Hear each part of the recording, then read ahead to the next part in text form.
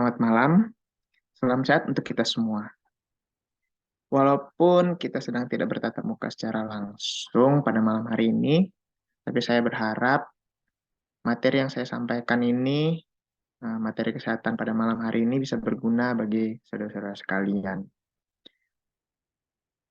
Biarpun dimanapun kita berada, semoga kita tetap dalam kondisi sehat dan penuh dengan berkat dari Tuhan kita, Tuhan Yesus Kristus.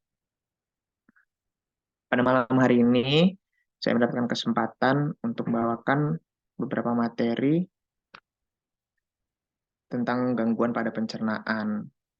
Nah, perkenalkan, saya Dr. Afril Simangunsong atau biasa dipanggil Aldo. Saya akan memaparkan beberapa materi. Yang pertama mengenai konstipasi. Apa sih konstipasi itu?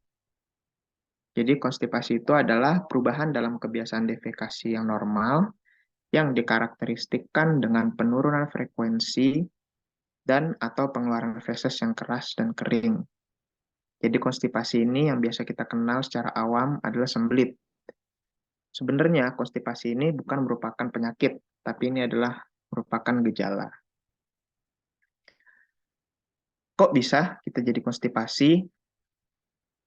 Jadi penjelasan secara singkatnya, itu adalah makanan-makanan yang kita makan melalui mulut.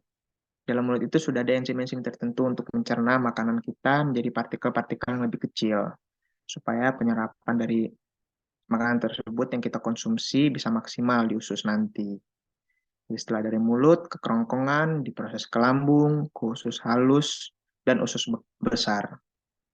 Nah, konstipasi ini terjadi karena penyerapan air yang berlebih yang terjadi di usus besar. Apa saja sih yang menyebabkan konstipasi? Yang pertama, karena depresi atau gangguan psikis. Lalu selanjutnya ada asupan serat yang rendah. Ketiga, karena konsumsi obat-obatan tertentu. Yang keempat, kurangnya dari pasien itu untuk beraktivitas. Yang kelima, pada pasien yang obesitas. Yang keenam, gangguan pada saluran pencernaan. Dan yang terakhir itu gangguan metabolisme. Nah, dari konstipasi ini apa saja sih gejalanya yang bisa menyebabkan?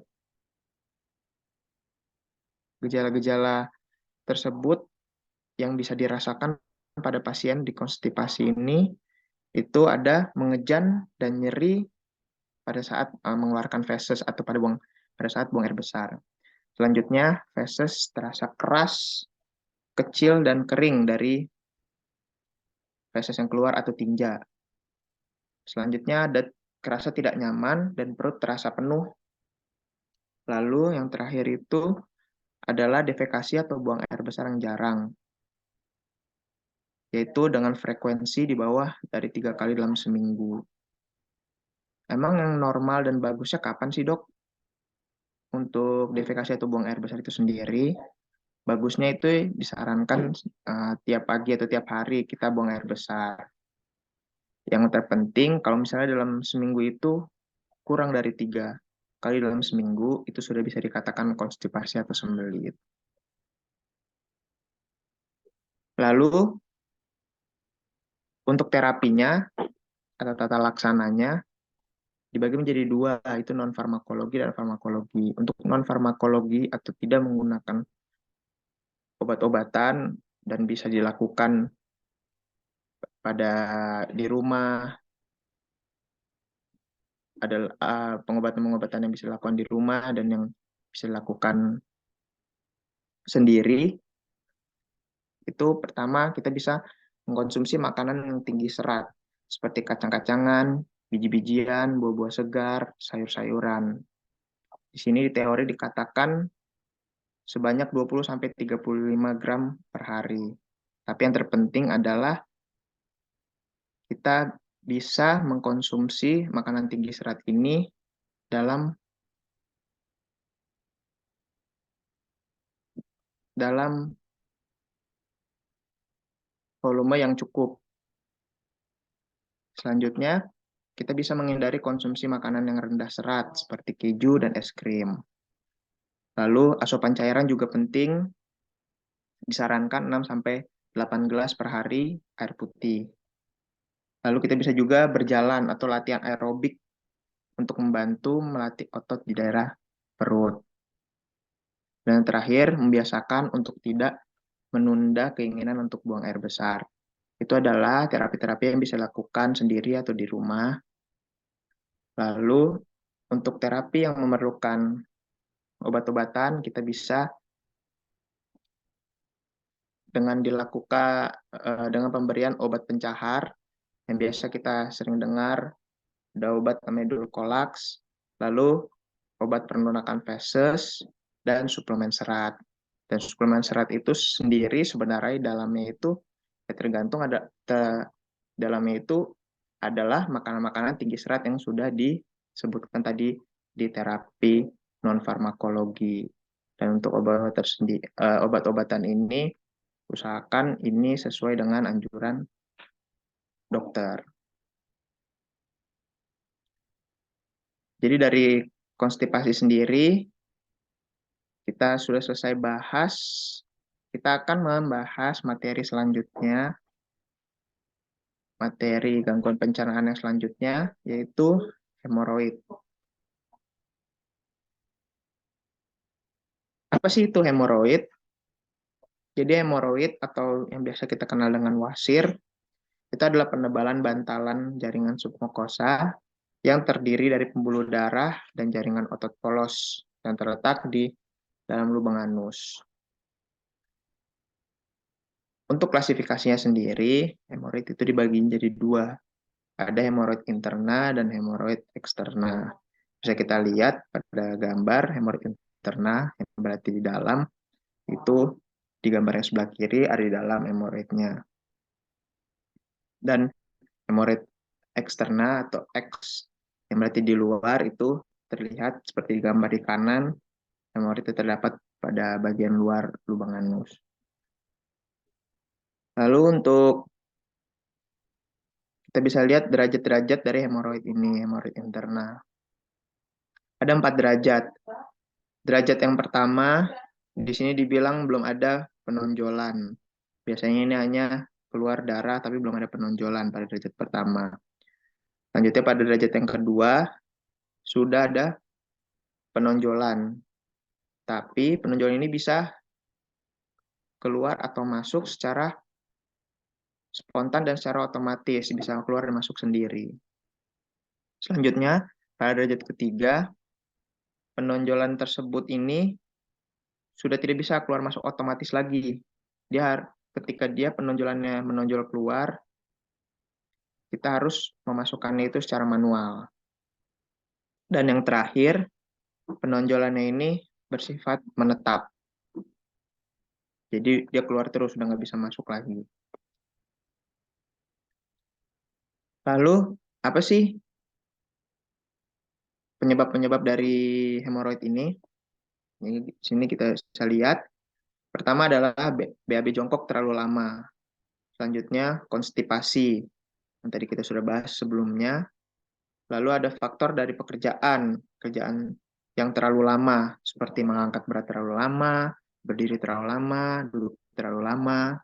Dan yang terakhir adalah olahraga berat lebih dari 3 kali per minggu dengan durasi lebih dari 30 menit per latihan.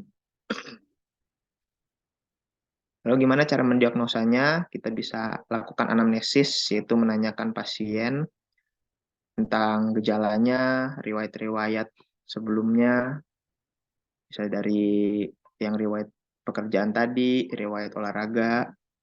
Lalu kita bisa lakukan pemeriksaan fisik dengan inspeksi dan colok bubur, dan ada pemeriksaan pembantu atau pemeriksaan penunjang menggunakan alat anuskopi dan sigmoidoskopi. Termasuk pada terapi tata laksana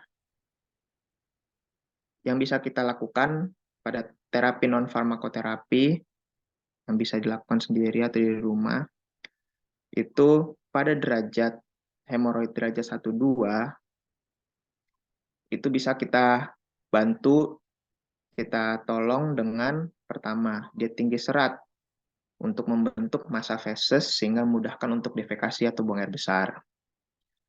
Selanjutnya, kita bisa memperbaiki kebiasaan defekasi. Seperti tadi Kak, dibilang BAB jongkok atau enggak BAB terlalu lama, itu bisa dikurangi dan memperbaiki kebiasaan itu. Yang ketiga ada hindari pengejaran berlebih.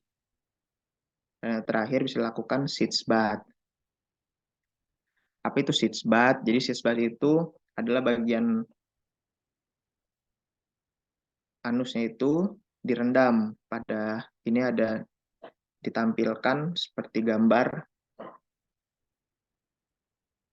Jadi bagian anusnya itu direndam dengan air hangat, lalu dituang juga dengan larutan sitz bath. Biasanya itu dokter menganjurkan larutan itu larutan PK atau permanganat kalium. Itu sitz bath ini yang tujuannya nanti untuk mengurangi rasa sakit pada daerah anus tersebut, sekaligus sebagai antibakteri pada daerah tersebut. Lalu selanjutnya terapi untuk farmakoterapi itu kita bisa konsumsi obat dengan obat-obat yang dapat memperbaiki defekasi, obat-obat simptomatik untuk mengurangi rasa gatal dan nyeri, lalu obat-obat untuk menghentikan perdarahan, obat analgesik atau anti nyeri, dan obat pelunak feses.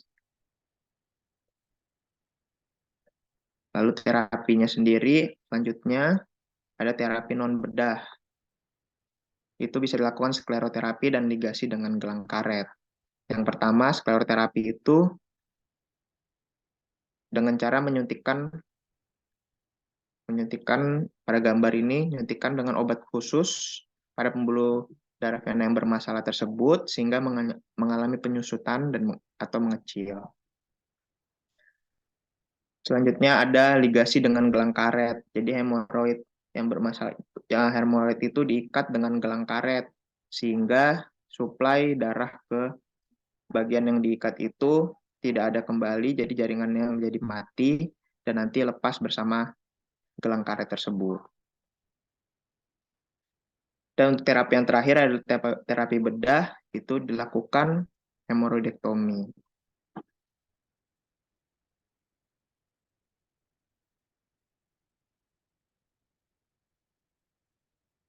Selanjutnya, kita masuk pada materi yang ketiga atau permasalahan pada gangguan pencernaan yang ketiga, yaitu penyakit divertikular. Nah, apa sih penyakit divertikular itu? Jadi itu adalah suatu penonjolan atau herniasi pada dinding usus yang membentuk suatu kantong pada usus besar yang hanya dilapisi oleh suatu lapisan permukaan tipis pada bagian kolon tersebut. Jadi karena terjadinya penonjolan, sehingga dinding dari permukaan si usus besar itu menjadi menipis. Lalu apa saja penyebabnya dari penyakit divertikular ini? Yaitu usia tua, faktor genetik, penggunaan obat-obatan tertentu, obesitas, diet rendah serat, ada lagi, merokok, dan kurang olahraga. Nah, apa sih gejala-gejala dari penyakit divertikular ini? Gejalanya adalah kram dan nyeri pada perut bagian bawah, lalu feses atau tinja disertai darah, rasa kembung, demam, menggigil, sembelit atau yang kita tahu dengan konstipasi tadi atau diare, kehilangan nafsu makan, dan mual. Lalu bagaimana cara mengobatinya? Jadi untuk tata laksana atau terapinya itu kita bisa lakukan olahraga rutin. Ini untuk mendorong fungsi usus yang normal serta mengurangi tekanan pada usus besar. Selanjutnya kita bisa konsumsi cairan yang cukup dan makanan tinggi serat seperti buah, sayur, seperti yang sudah disebutkan pada penyakit-penyakit sebelumnya, supaya dengan konsumsi makanan tinggi serat ini dapat membantu makanan yang diproses melewati usus besar itu lebih cepat. Lalu untuk yang terakhir bisa memberikan obat analgesik atau anti nyeri dan antibiotik. Nah, jadi dari ketiga permasalahan yang kita pelajari pada malam hari ini tentang gangguan pencernaan, bisa kita lihat rata-rata penyebabnya adalah konsumsi kita yang berlebih pada makanan yang rendah serat dan kurangnya konsumsi kita pada makanan yang tinggi serat seperti yang sudah disebutkan dari sebelum-sebelumnya, yaitu buah-buahan, biji-bijian, sayur-sayuran. Jadi pada pelajaran atau materi yang kita pelajari pada malam hari ini, kita diingatkan untuk kembali mengkonsumsi makanan-makanan yang tinggi serat, makanan-makanan yang memang sudah Tuhan anjurkan kepada kita dari awal mula penciptaan. Di sini saya mengambil satu ayat juga bisa kita baca di dalam Kejadian 1 ayat 29 yang berbunyi, berfirmanlah Allah, lihatlah, aku memberikan kepadamu segala tumbuh-tumbuhan yang berbiji di seluruh bumi dan segala pohon-pohonan yang buahnya berbiji, itulah akan menjadi makananmu. Jadi diingatkan kembali kita di ayat tersebut dan juga dari pelajaran kita pada malam hari ini supaya kita kembali untuk rajin mengkonsumsi makanan-makanan yang memang sudah Tuhan anjurkan dari awal mulanya.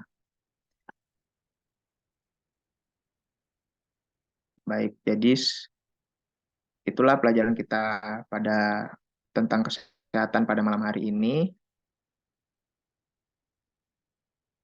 Semoga kita bisa mengambil dan mengingat pelajaran yang kita sudah pelajari pada malam hari ini untuk kita lakukan pada kehidupan kita sehari-hari. Terima kasih, selamat malam dan Tuhan memberkati.